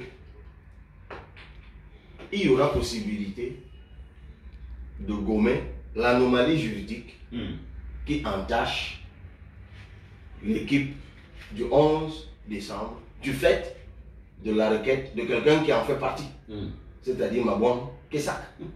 Parce qu'il faut bien préciser que, et je ne fais que le dire depuis le début, sauf que comme il y a d'autres affaires, et je dis à la fin de mon papier, c'est une opportunité qui s'offre. Vraiment. On voit que le foot reprenne des couleurs. Et moi, je parle du foot local. Oui. Je ne parle pas des agitations hasardeuses que nous réussissons à faire chaque fois dans une compétition internationale. On gagne, ou on sort en demi-finale. D'ailleurs, on a vu ce qu'on a fait ici. Pendant, personne n'a parlé de foot. Aujourd'hui, ben tiens, c'est vrai qu'on finit. Mais je ne peux pas partir d'ici sans en parler. Quand l'une des dernières fois, je crois, que j'étais venu ici, et je vous disais qu'il y avait scandale à Oulembe. Oui. Vous vous souvenez que quand j'avais fait une sortie sur cette question, un peu comme maintenant, on m'avait insulté. Clairement. Où en est-on à Oulembe? Les sous-traitants demandent 2,5 milliards, les sous-traitants camerounais 2,5 milliards. Lorsqu'ils revendiquent, on les attrape. Razel demande 17 milliards. Oui, on a vu le document circuler. Rien. McGill a fui. Et les 55 milliards qu'on a pris récemment à Standard Chartered Bank, ils ont grugé 40. Le stade est exactement, enfin peut-être pas exactement. Ça veut dire qu'ils devaient continuer après l'attente. Avec quel argent? Ils disent, ils ont déjà mangé, et je parle vraiment prosaïquement, ils ont bouffé les 40 milliards. Oui. Enfin, peut-être pas bouffé, mais ils les ont dépensés. Et disent même que pour continuer, il faut d'abord qu'on leur donne encore 10 milliards. C'est-à-dire qu'eux, ils estiment avoir dépensé 50 milliards pour que la CAN puisse se jouer. Et après, donc, maintenant, l'État du Cameroun va à nouveau chercher de l'argent, donc une autre cinquantaine de milliards, pour leur permettre donc d'amener la construction du stade Oulembe de 60% ou à 57%, ou c'est maintenant à 100%. Quand je parlais de cette affaire, n'est-ce pas du ministère des Sports que des gens très intelligents s'étaient fendus en tribune grandiloquente, me traitant de tous les noms d'oiseaux, applaudi par certaines personnes qui m'écoutent maintenant? C'est la même chose que je dis de l'Afrique. Moi, je jouerai toujours mon rôle. Je suis en train de dire, il est encore temps pour nous d'essayer de régler cette affaire. Donc, j'interpelle pour finir le président de l'Africa Foot, qui a été élu le 11 décembre 2021, dont l'élection, hélas, est entachée de nullité. Et j'interpelle Abdourahmane Amadou, dont je suis sûr que sur l'équipe, dont je suis sûr du rôle prépondérant dans l'équipe qui suit les dossiers qui sont pendants au TAS, notamment derrière Menganga, Football Club et autres. Je reste convaincu que si ces deux-là s'entendent, on peut créer des conditions d'une solution. Finalement, on a l'impression que les gens font tout pour qu'ils ne s'entendent pas comme par le passé. Maintenant, ça peut s'expliquer. Ça peut s'expliquer. Les gens ont leur rancœur. Les gens. Vous savez, moi, la vraie question est pourquoi leurs négociations se sont arrêtées? Même vous, vous n'arrivez pas à répondre à cette question. Pourtant, c'était. On se fait encore fraîchement ou chaudement sur la vague de l'élection applaudie du 11 décembre. Tout le monde était disposé à laisser les bagarres. Tout le monde avait applaudi. Moi, j'ai été heureux, par exemple, de voir la réconciliation qui s'est opérée à nouveau entre le président, entre Samuel Eto'o et le général Semengue. Parce que lui-même, à un moment, était très fâché. Parce que la négociation avait commencé avec lui. Elle s'est arrêtée. Il s'est fâché. Elle a repris. Ils se sont entendus. Moi, je ne veux pas savoir comment ils s'entendent. Mais ça ne m'intéresse absolument pas. Tout ce que je souhaite, c'est que le pays puisse avoir un football qui produit des talents, des stars. Un football dont les acteurs vivent de leur talent, comme on le voit en France, en Italie, en Espagne et ailleurs. Un football qui se développe, un football levier économique. Et ça, je rejoins maintenant nos attributions au REPS, parce que c'est ça le sport. L'autre jour, j'étais à un colonel Kakaba, c'est de ça qu'on parlait à la réunion REPS, c'est de ça qu'on parlait. Le football est un levier de développement. Le football est un pourvoyeur d'emploi. Le football est également un pourvoyeur de santé. Ce que je dis du foot vaut pour toutes les autres disciplines sportives. Le foot étant la discipline phare au regard du retentissement qu'il a.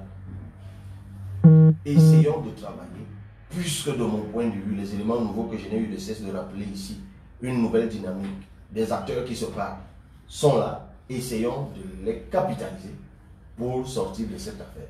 Mais, si, comme d'habitude, nous retombons dans les bagarres, j'aurais fait ma part. Vous connaissez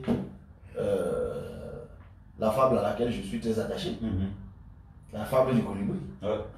J'aurais fait ma part. Allez, c'est sur ce mot plein d'espoir et surtout revigorant, comme nous allons nous mettre un thème à ce banquet. C'était un banquet. On n'a pas voulu prendre les auteurs parce que beaucoup ont préféré, ils nous ont envoyé des messages qui se délectaient de votre science, en espérant donc que votre part que vous avez servi au monde à travers cette tribune libre va être écoutée pour que le football camerounais sorte enfin de cette zone de turbulence depuis quasiment une décennie. On vous dit merci. À la prochaine, on reviendra vers vous. C'est que vous êtes un pur produit des médias et vous ne vous en cachez pas. Ben, je ne m'en cache jamais. Et toi en particulier, tu sais que chaque fois que tu m'appelles, je suis là. Merci beaucoup, Honorable Cabral Libi. C'était donc avec lui ce matin que nous avons fait le show par rapport à la Fédération camerounaise de football qui traverse une fois encore une zone de turbulence. On se retrouve demain pour la dernière de la semaine. Salut. Bertrand, on nous fait